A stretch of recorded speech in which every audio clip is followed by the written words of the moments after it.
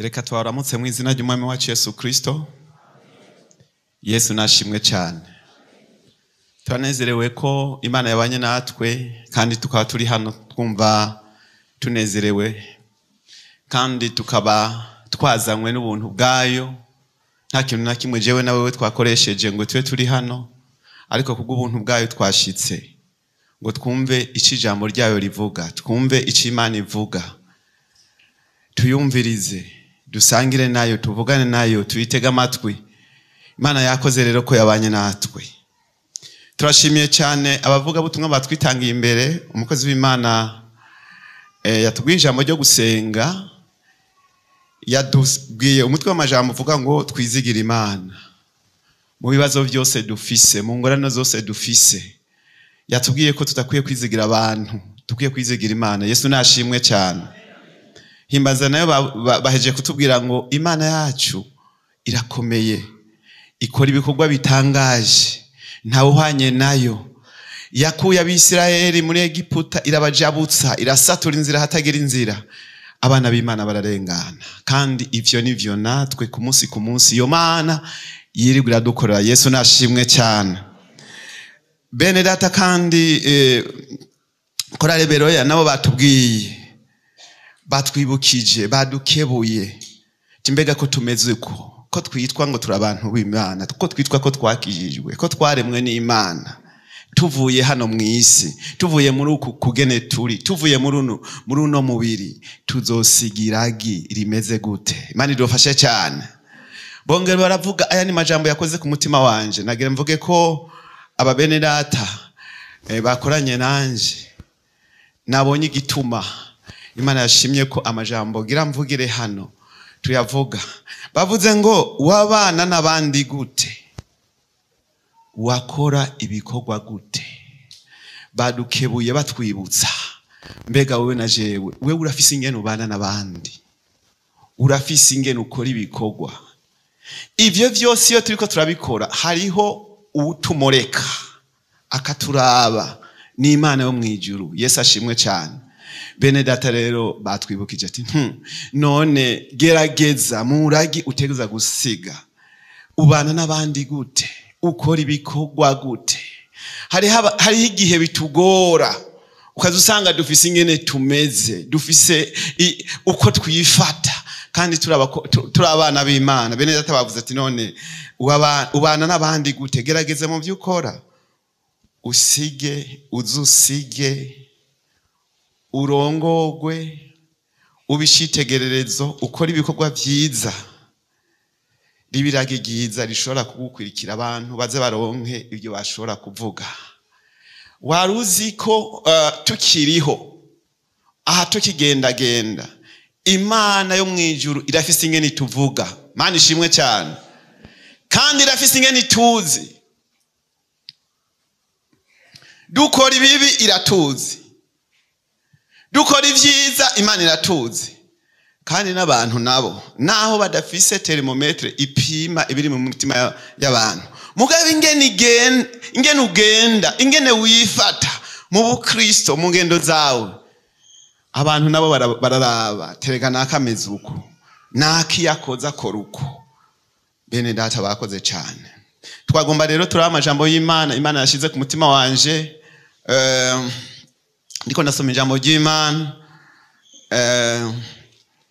Imana yashize ku mutima wanje ijambo bita gukora. Urufatiro natanze hariya hejuru, nashizeho uruvuga ngo korera Imana utandukane n'ikibi. Imana idufashe cyane. Mu bikorwa byose ukora, korera Imana utandukane n'ikibi.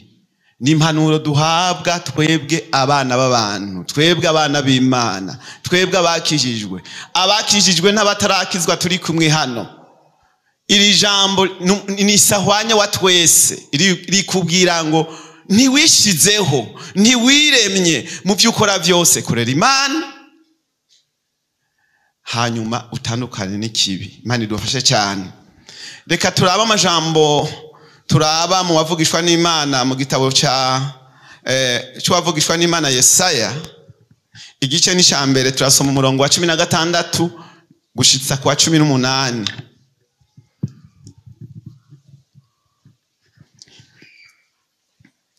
Yesaya igice ca mbere umurongo wa 16 dushitse ku murongo wa 18.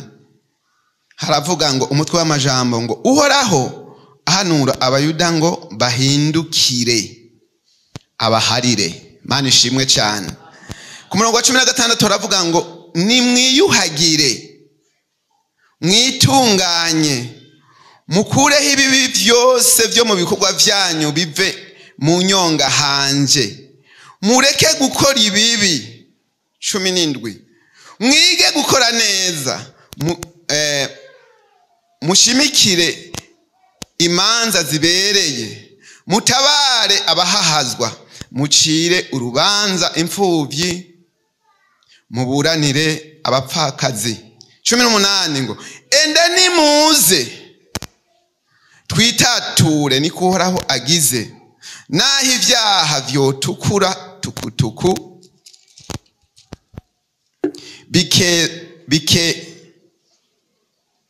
bikwera derere nka sheregi naho vyotukura nk'agahama bizohinduka nk'ubwoya bw'intama y'umweru. Imana idufashe cyane. N'aya majambo Imana yashize ku mutima wanje. Aha ku mutwe w'amajambo twabonye ngo n'Uhoraho yavuze aya majambo aravuga ko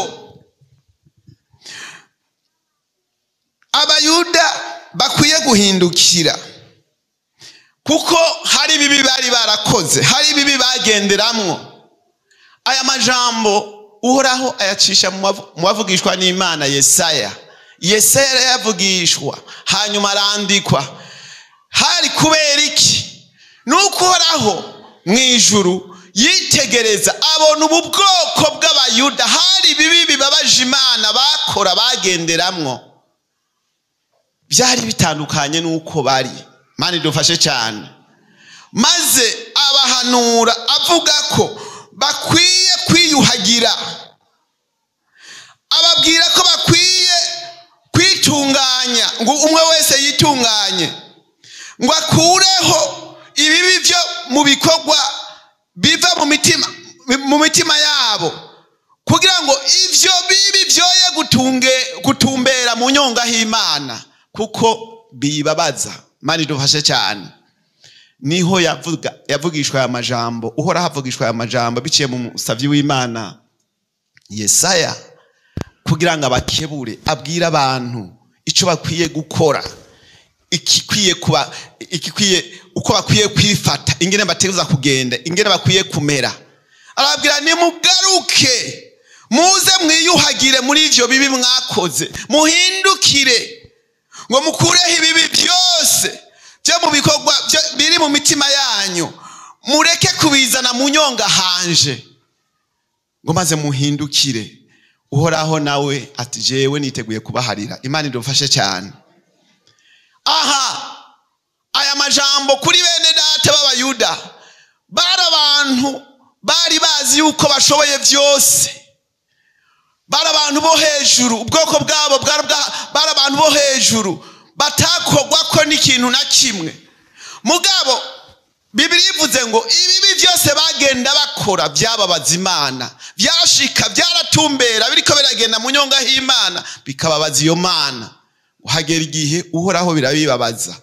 Noneho Uhoraho avuga acishije mu bavugishwa n'Imana Yesaya, yemwe bantu nimuhindukire, nimuze mwiyuhagire, mutunganye, hanyuma nanje niteguye kubabarira. Mana idufashe cyane. Aba ijambo ry'Imana rivuze ko bari abantu bitwa ko bakorera Imana, bari abakozi b'Imana, bari bizeye Imana nk'uko turi.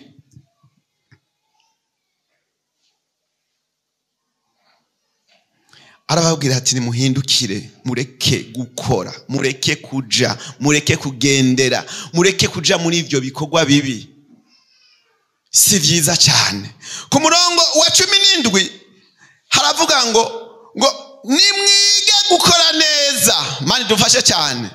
Aka karongo nagaci aya majambo nayaciye ko akarongo. Mwige gukora neza. Birashoboka. Niko bitegezwa kumera. Niko bigenda.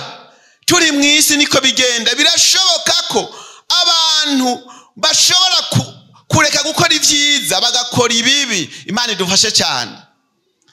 Uhoraho avugisha Yesaya abwira abantu, abwira abayuda ati muvyo mukora nimwige gukora neza. Kuko abana b'abantu niko tumeze na hano.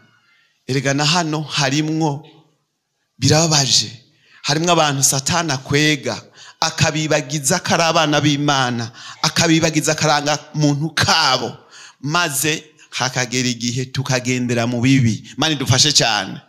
Tukagenda tuvuga, tukagenda dukora, tukagenda dutambuka, tukagenda turi mu vy'Imana itemera. Ivyo bibi twebwe nk'abana b'Imana uko twategeza kumera, Imana icishirije ikaraba igasanga siko tumeze. Kuri umurongo wa 17 rero ngo nimwige gukora neza. Biramaramaje iyo wewe umukozi w'Imana, iyo wewe abantu baraba bakabona ko ivyari bikwiye kukuvamwo uko wari ukwiye kugenda, bagasanga mu vyuvuga mu vyukora usigaye uri umuntu akora ibibi, Imana ikuravye igasanga uri umunyavyaha. Ereka ijambo ry'Imana niko rivuga ko jewe na wewe abambaye umubiri tutagororotse. Mani dufashe cyane. Paulo mbere niwe yabivuze ngo ewe jewe ndagowe, ngo uyu mubiri nambara urantwanya, ngo hagiraho nokora ivyiza ibi bikantanga imbere. Mani dufashe cyane. Ibi umukozi w'Imana Paulo yarabivuze. Birababaje iyo byama bidushikira twebwe abana b'Imana, ukadusanga hageze ko tuvuga vyiza ukadusanga tuvuga bibi, hageze ko dukora ibikorwa dukora ivy'Imana itemera. Ijambo ry'Imana rero rivuze ngo nimuze twiyuhagire duhindukire. Imana itugirire ikigongwe, Imana itubabarire kuko yuzuye imbabazi. Rero kuri twe turi hano birababaje cyane. Ijambo ry'Imana riraduhamagaye rero ngo nimuze, hageze ko tuvuge neza, hageze ko tuvuga tuvuge nk'abana b'Imana, tuvuge nk'abakijijwe. Erega iyo turiko turagenda nk'uko ijambo ry'Imana ritavuga abantu barabibona. Turetse ko Imana yoyo itubona, ituzi, idusesa, itubona mu mitima yacu 100% uko jewe meze, uko wewe umeze. Ni abantu haragera igihe ibyiza dukora canke ibibi dukora vyamuza bikava mu mitima yacu bikaja inyuma, abantu bakabibona. Imana itubabarire cyane. Aho nta kwinyegeza.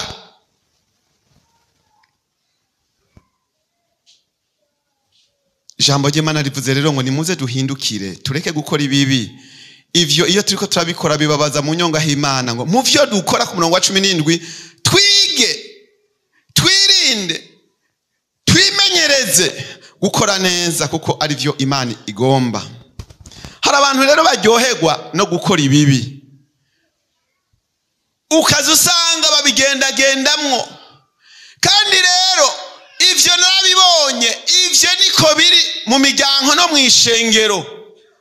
Hari abantu bagendera mu bibi, niyo nabo ivyo bibi bibashitseko abantu bakagendera mu bibi ntibemere ko bari mu bibi. Mani tubabarire cyane. Abantu bakavuga nabi ntibemere ko bavuga nabi. Abantu bakitwara ukutariko ijambo ry'Imana ritavuga ntibemere ko ariko bari aho, bakagira umutima wo kutihana. Imana tubabarire cyane. Burya bisa nuko aba bayuda bari bameze, bari abantu bari hejuru cyane, abantu babaravye babona ko badashobora gukora ibibi, bari abantu bo hejuru cyane. No mwishengero hari abantu bameze uko, ashima ko wewe icyakoze abantu batovuga ko ari kibi, kandi ariko aratunga urutoka abandi, niwe aba hejuru mu kuvuga abandi, akishira hejuru akabona kugira ngo yerekane we katakibakora. Abo mwishengero niko turi. Naha turi harimwe abantu bameze uko. Niko umuntu ameze. Iyo bihindukiye rero ngo Imana nayo isesa mu mitima, ikoresha abakozi b'Imana, ikoreshe mpwemu yera ngo akore, bihindukire bigutunga urutoke. Usange nawe uri mubi, abantu barabye basanga nawe nikumeze, abantu barabye bagasanga nawe ntugororotse, wa muntu uzobona mnyura amaso atangura gusubira iminwa. Igihe wewe wari kuratungira ikibi ku bandi, nawe Imana yarakubona ati urabesha, ikindi gihe kigeze nawe nzosesa, nzoshira ivyo ugenderamwo imbere y'abantu, babone nawe ko utagororokeye Imana. Abo bantu rero iyo hageze ko n'ab'Imana batunga urutoki bagaragaza, barafyura amaso. Eka si jewe, ni fulani, sije nabikoze, ibintu nk'ivyo. Ijambo ry'Imana rivuze ngo niyo yonyene yibwiriye Abayuda, nk'uko uno munsi yihagurukiye ikabwira wewe na jewe nk'umukozi w'Imana turi kumwe hano, ngo dusuzume, twiyuhagire, twitunganye mu bikorwa byose dukora, ibikorwa bibi twagendeyemwo duhindukire, Imana itubabarire cyane. Hari abantu rero bakora ivyo, ikibabaje hari abantu bakora nk'Abayuda, hari abantu batoye umwimenyerezo mw'ishengero mu gukora ibibi atanu dusoni. Ugashobora kubona umuntu adaharira mugenzi we, akavyemanga ati je sinzopfa ndamuhariye, jewe kuri iki ntibizokunda. Ukabona uyo muntu asangira natwe ku ruhimbe rw'umwami, ukabona uyo muntu numusiguzi nkuko ndiko ndasigura, ukabona uyo muntu numuririmbyi nkuko twamye turabikora. Waraba mu mutima wiwe, Imana ishishije ngira mu mutima wiwe ikabona ko byukuri uyo muntu ataharira, ari umunyakibi. None tuzovahe tujehe? Nimba muri wewe hari kibi kiri muri wewe gushikaho utoharira mugenzawe ku kibi yakukoreye, utomuha imbabazi, ivyo ukabinegane ukabirengako, ukaza tugasangira ku ruhimbi rw'umwami, ukaza tukaririmba, ukaduga ngaho ukavuga ubutumwa umeze uko. Erega hari abantu mu buzima ibibagize, mpwemu yera avuga agatunga urutoki, tiyamara iki kintu wagikoze. Mugabo kuko uri umuntu umeze nk'Umuyuda ahagaze, umva atacubahiro, icubahiro cyawe kitokuvako, ukumva ko atajambo wokura mu kanwa, ukumva haje yindi mpwemu mbivuze ati ntumuharire. Umuharira kubera iki? Nzopfa ntamuhariye, nzopfa ntihanye, nico ushaka kuvuga. Mane dufashe cyane. Ivyo ukabirengako, ukaneganega, ukaza ugakora ibikorwa by'Imana, nagenda babwirire ko ivyo Imana irabihana kandi izobihana. Imana itubabarire cyane. Nimba Uhoraho yaravugishije ubavugishwa n'Imana, Yesaya akavuga ya majambo kuri bajya abantu, mwibuke ko bara abantu Imana yemera, mugabo kandi itemera ko bagwendera mu bibi. Imana idufashe cyane. Niko natwe hano turi hano, Imana itwemera, turi hano twarahamagawe n'Imana, mugabo kandi iyo Imana yaduhamagaye ntiyemera, ntigomba, ntizojana nawe ukora ugendera mu bibi. Wirirwa uriruhiriza iki? Wirirwa uratumwanya utera iki? Muri wewe hari ingingo wafashe zo kudaharira mugenzawe mukorana ibikorwa by'Imana, wirirwa uraza ngaha gukora iki? Ugendana umutima mubi wo kudaharira, wumva ko ari ikintu ugendera ko, wumva ko ari impuzu y'igiciro cyo kwambara, igendera mu mutima wawe. Tije ukomeze navuge cyangwa ashaka reke nzoguma ameze uko.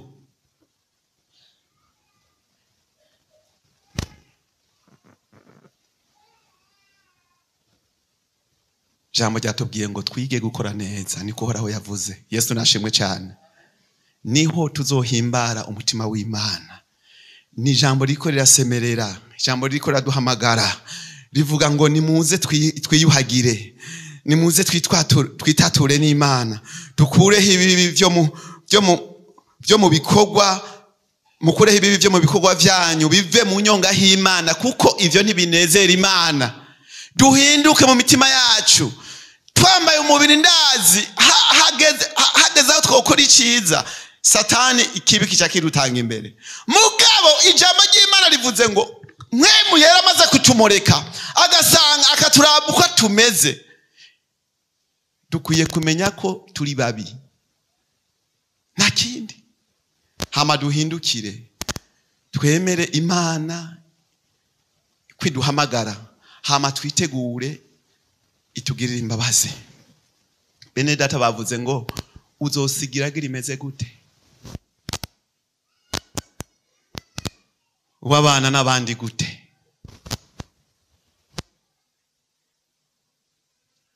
Aha tutiriwe turaca ku ruhande. Ubana n'abandi nabi, ubana n'ababanyi bawe nabi, abo muririmbana mudacana uwaka, abo musangira ibikorwa by'Imana mudacana uwaka, wimvira kutabizi? Ni warengana, ni wavangaha mwisi. Ubwo nditeguye, ubwo muriteguye kuzovuga ko Dieudonné ndi ngare, muriteguye kuzovuga ukomeze ndi mwisandugu. Bene data batuvuga ati wabana n'abandi gute? Gerageza mu bikorwa gukora ukomeze kose. Turazi ko ufise amanyama, Imana irazi ko utaca bugufi, Imana irazi mu rugo rwawe kuri ngare, Imana irazi ko wimana, Imana irazi ko uri umunyakibi, irazi ko wanka uwundi, irazi ko none kubera iki tubandanya kubikorana ibikorwa by'Imana nk'abayuda? Nitwumva ijambo ry'Imana rivuze ngo korera Imana utandukane n'ikibi, ivyo bizogufasha. Imana idufashe cyane. Nagomba turangiza amajambo dusomye amajambo y'Imana umukozi w'Imana Paulo yari karinginga, yanditse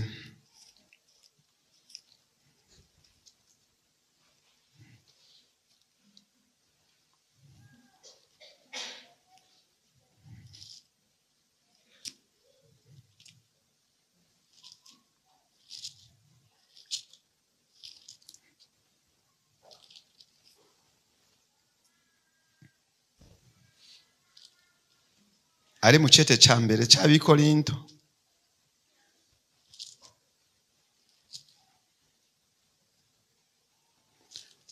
umurongo wa 10, igice ca 15.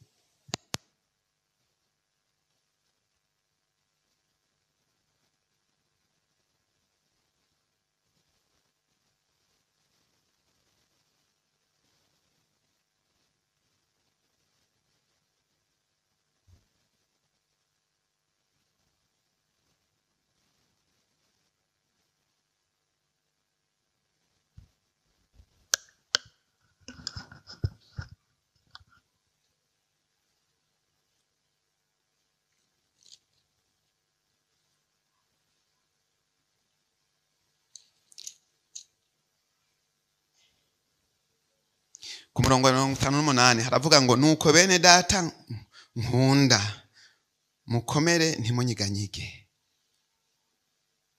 murushiriza iminsi yose gukora ibikorwa by'umwami wacu, kuko muzi yuko ubutamwe bwanyu atari ubwo busa mu mwami. Imana idufashe cyane. Naciye akarongo mu bikorwa dukora ngo dukomeze turushirize iminsi yose gukora ibikorwa by'umwami. Yesu nashimwe cyane. Aya majambo nshaka tuyarangirize ko afise ibintu bibiri atubwira. ngo mu bikorwa byose dukora abakijijwe turushirize gukora neza, dukora ibikorwa by'umwami. No kuvuga ibikorwa by'umwami ni ivy'Imana yemera, si bibi. Imana idufashe cyane muri ibi. Ijambo ry'Imana riduhamagariye nta bibi birimwo. Ijambo ry'Imana rivuze ko dukora twebwe abakijijwe ibikorwa by'umwami by'Imana yemera, nta bibi birimwo, ni ibikorwa byo kugororoka. Yesu nashimwe.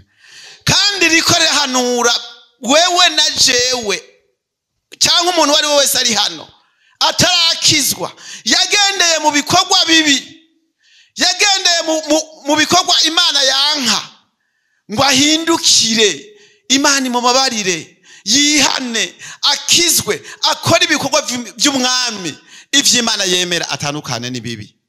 Nagira ndakubwire rero ko iri jambo ritwibukije tureke guta umwanya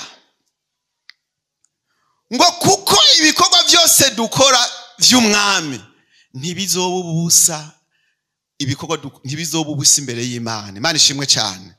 Tukigendagenda umwanya wose wotakaza, umwanya uvuga kuri kurata, umwana wose wokoresha, umwanya wose we wotanga ati uyu reka ndawutangira igikorwa c'Imana, si icimfa gusa imbere y'Imana, kirafise impere. Imana idufashe cyane. Ijambo ritubwiye rero ati mu byo dukora tureke ibibi, dukore ibikorwa by'umwami. Nagomba ndakubwire rero wewe na jewe, ijambo ry'Imana ryatumoretse ritubwira ati korera Imana utandukane n'ikibi. Ayandi majambo avuga ngo tureke ibibi tumatane n'ivyiza. Ibi vyiza rero ni ibi bikorwa uhoraho umukozi w'Imana Paulo yari karabwira bene data b'Ikorinto ati nuko bene data nkunda ngo murushirize gukora ibikorwa by'umwami, kandi ibyo bikorwa mubikore mutafise ubwoba, ntimunyiganyige, mugumeko, mwumireko, kuko ivyo bikorwa inyuma yo kurangiza kubikora birafise impera mu bwami bwo mu ijuru. Ndarangije ngomba kukubwira wewe na jewe ngo twiyumvire, hari bibi wagendeyemwo byagutandukanije n'Imana, arivyo vyatumye Imana iguhamagara ati ngwino nuze uhindure mu bikorwa vyawe, ureke ibikorwa bibi, ukorane n'Imana, nuze wiyuhagire, witandukanye n'ibibi.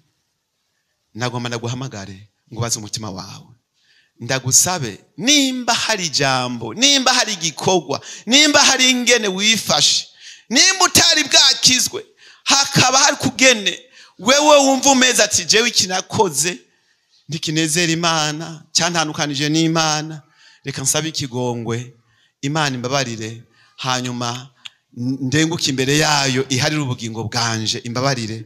Nagenda gusabe uhaguruke muri icyo kibanza urimo, ufate umwanya wiyumvire, abandi duce bugufi, abaririmbyi bakirimba akaririmbo, wewe wiyumvire ingene nagenze, ingene nirigwa, ingene nkora, hari ibikorwa nagendeyemwo bibi Imana itemera, usaba Imana imbabazi. Ndagusabe wiyumvire, nta muco byaguruka muri icyo kibanza urimo, uhaguruke. Turafata umwanya duhamagara abakozi b'Imana baca gusengera.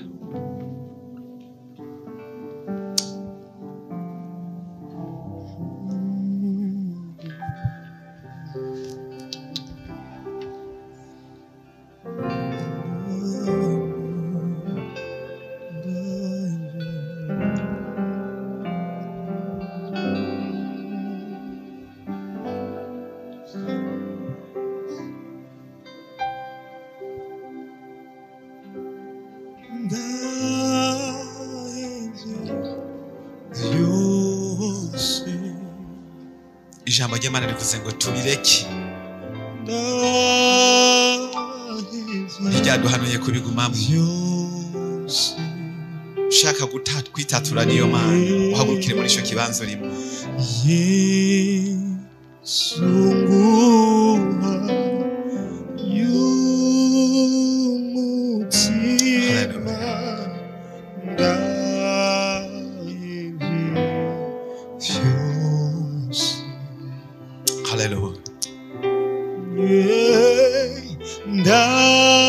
ndahevye vyose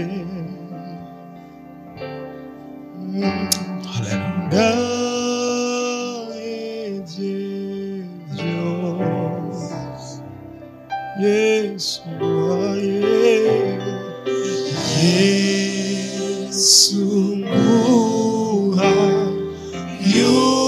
urakoze cyane turabahaye ikaze n'abandi muze ni Imana ivuze ngo duhindukire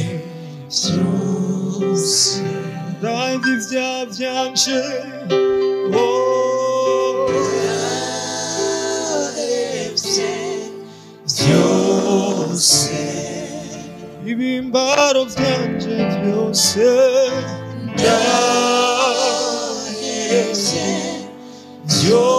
vyose haleluya Yesu nguha y'umutima